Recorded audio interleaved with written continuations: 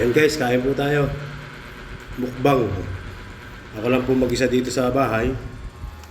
Medyo mausok-usok pa. Karton yung wala kasi lamesa. Dahil bago lang ako dito. Dala-dalawang electric pan pa yan.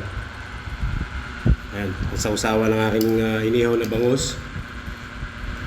Sili. Bombay.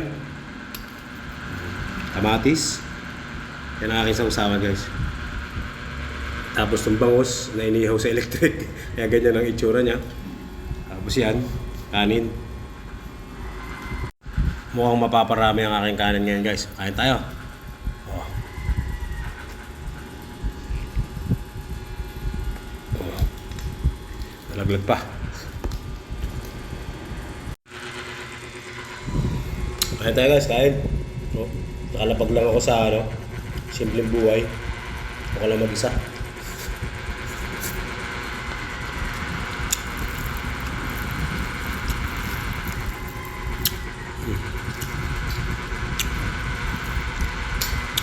Inihaw na bangus.